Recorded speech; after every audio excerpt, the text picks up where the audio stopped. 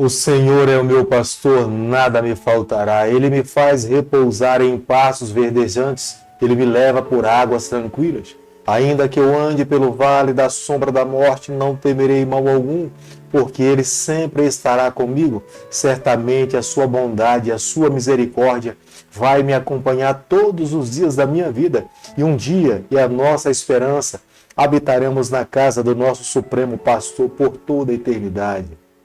Que Deus abençoe a tua vida nessa manhã, que os anjos do Senhor se acampem aí ao seu redor nesse momento e lhe livre de todos os males, e lhe traga o consolo, a paz e a segurança da presença do Senhor.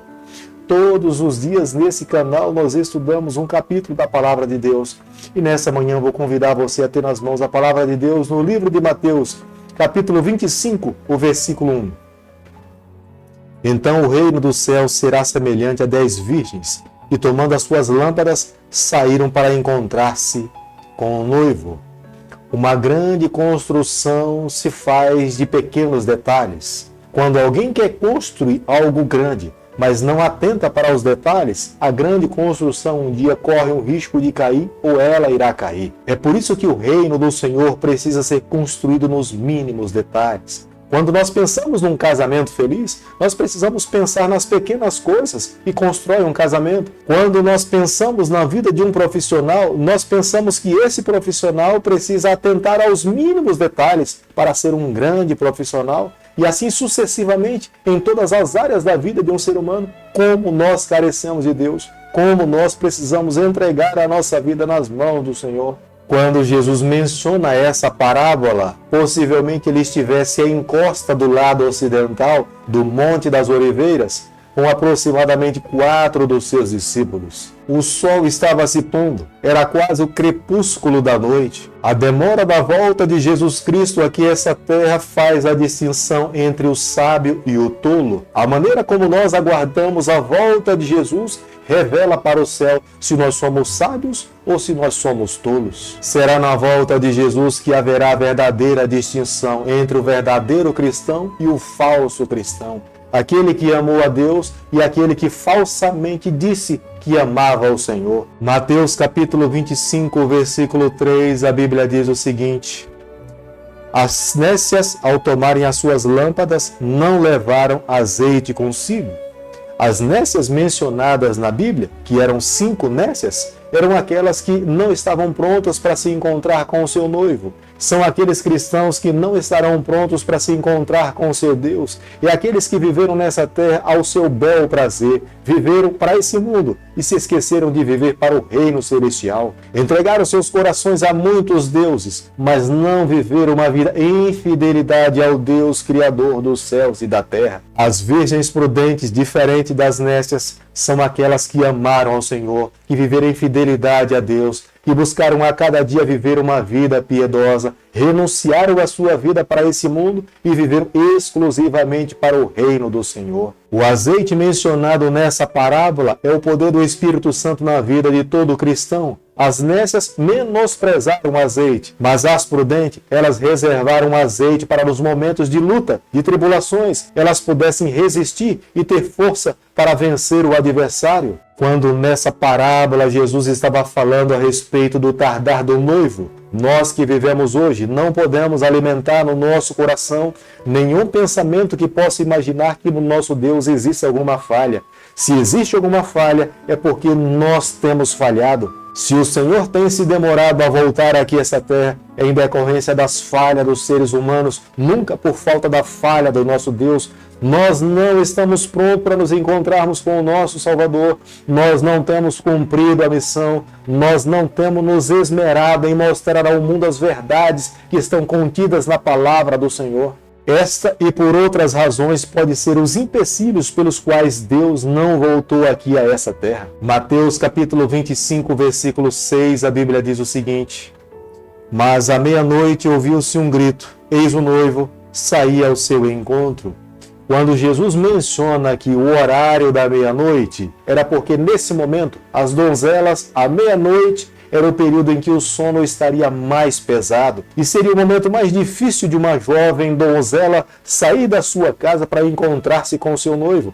porque as ruas estavam desertas, os bandidos poderiam estar no meio do caminho. Nesse horário, no meio da rua, estariam aquelas pessoas que eram embriagadas, que não tinham nada para fazer. Como que uma donzela poderia sair da sua casa para encontrar-se com o seu noivo? A meia-noite representa um momento de maior escuridão, tenebrosa escuridão espiritual. Neste momento ficaria muito claro para todas as pessoas que as virgens nécias, elas não estavam prontas, porque elas não desenvolveram um relacionamento pessoal com a pessoa do Espírito Santo. Elas apenas guardaram as verdades de uma forma superficial para que as pessoas vissem exteriormente o que elas estavam fazendo, mas não entregaram o seu coração exclusivamente ao Senhor. Nesse momento, todo o seu preparo seria deixado para trás, porque o seu coração não tinha sido entregue completamente a Deus. É por isso que o Senhor termina contando a parábola das 10 virgens, convidando a todas as pessoas a viver uma vida vigilante diante do Senhor,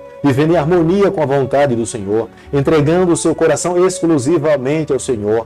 E ele fala que aqueles que vivem dessa forma serão lembrados por Deus quando voltar aqui a essa terra. Eles serão levados para estar ao lado do seu Deus eternamente. Mateus capítulo 25, versículo 14, a Bíblia diz o seguinte: pois será como um homem que, ausentando-se do país, chamou os seus servos e lhes confiou os seus bens. Na parábola das 10 virgens, nós vemos claramente que o Senhor queria enfatizar o coração dos seus discípulos e daqueles que lhe ouviam, da importância de como eles deveriam estar preparados para se encontrar com o seu Deus. Mas na parábola que nós passaremos agora a estudar, que é a parábola dos talentos, está envolvida as atividades que precisam ser desenvolvidas na ausência do seu Senhor. Jesus fala que um Senhor convidou os seus servos e a um ele entregou 5 talentos, a outro ele entregou 2 talentos e ao outro ele entregou apenas 1 talento. A cada um ele entregou os talentos de acordo com a capacidade que cada um poderia desenvolver, multiplicar os seus dons e os seus talentos. O que recebera 5 talentos saiu e multiplicou os talentos. O que recebera 2 talentos também saiu e multiplicou em 4 talentos. Mas aquele que recebeu 1 talento, esse escondeu, porque ele estava com medo de perder aquilo que tinha recebido do seu Senhor. Nesta parábola nós conseguimos aprender claramente que Deus espera que os seus filhos que se encontram nessa terra, eles estejam envolvidos na missão. Todos nós recebemos de Deus algum dom, algum talento. Nenhum filho do Senhor que foi chamado por Deus está dentro do corpo de Cristo sem ter a habilidade dada pelo Espírito Santo a trabalhar ou a fazer alguma coisa para o Senhor. Aquele que reconhece essa verdade dada por Deus nessa parábola, ele estará envolvido na missão, estará usando os seus dons para serem multiplicados, para abençoar outras pessoas. Mas se alguém que recebe algo de Deus a enterra e usa apenas para o seu benefício pessoal, esse será julgado por Deus. Este será considerado como sendo um servo mau e negligente. Quanto mais alguém trabalha para Deus, mais Deus o abençoa. Deus multiplica os seus dons. Aqueles que têm usado os seus dons para avançar o reino de Deus nessa terra têm percebido claramente que a cada dia que trabalha para Deus, Deus vai somando à vida dessas pessoas outros dons, porque elas estão avançando o reino de Deus nessa terra e o Senhor quer voltar para esse mundo para salvar os seus filhos, mas Ele não poderá voltar enquanto todas as pessoas que se encontram nessa terra tiveram a oportunidade de entender que Deus é Deus e que Ele é o nosso Salvador. Do versículo 31 ao versículo 46 do capítulo 25 do livro de Mateus, claramente, Deus queria que nós tivéssemos um entendimento claro da maneira como nós vivemos aqui nessa terra. Nós um dia seremos julgados. Aqueles que vivem em harmonia com a vontade do Senhor receberão uma bênção de Deus, mas aqueles que dão as costas para o Senhor, esses também serão julgados pelo Senhor. A base do julgamento de Deus é a lei de Deus e a sua palavra, são os seus ensinamentos. Precisamos a cada dia viver em harmonia com a vontade do Senhor, com a sua palavra. Aqueles que a cada dia se alimentam e colocam em prática na sua vida, têm a bênção do Senhor. Aqueles que têm menosprezado a palavra do Senhor e têm vivido de acordo com a sua própria vontade ou os ensinamentos desse mundo, esses também receberão o juízo de Deus na sua vida. Querido amigo, logo agora pela manhã, eu e você, nós precisamos fazer uma pausa e analisarmos as intenções do nosso coração. Não é as boas intenções que nos salvam. O que de fato irá salvar um ser humano é viver em harmonia com a vontade do Senhor. Alguém pode ter boas intenções, mas nunca viver a verdade. Por isso que a cada dia nós precisamos pedir a Deus que molde e tome nas suas mãos o nosso coração. A verdadeira religião deve nascer de um relacionamento pessoal com Deus, de amarmos ao Senhor, de querermos a cada dia avançar o seu reino nessa terra. Aqueles que vivem dessa forma têm a mão de Deus, a bênção do Senhor sobre a sua vida e alcançarão a salvação em Jesus Cristo. Querido Pai, em suas mãos nessa manhã nós nos colocamos, queremos viver exclusivamente para o Senhor, toma o nosso coração, perdoa os nossos pecados, nos conceda a graça de vivermos com o Senhor por toda a eternidade, é o nosso pedido, é a nossa oração e nós fazemos em nome de Jesus. Que o Senhor te abençoe e te guarde. Ele faça resplandecer o seu rosto sobre você e Ele tenha misericórdia de você. E sobre você nessa manhã Ele levante seu rosto e conceda a sua paz em nome de Jesus. Amém.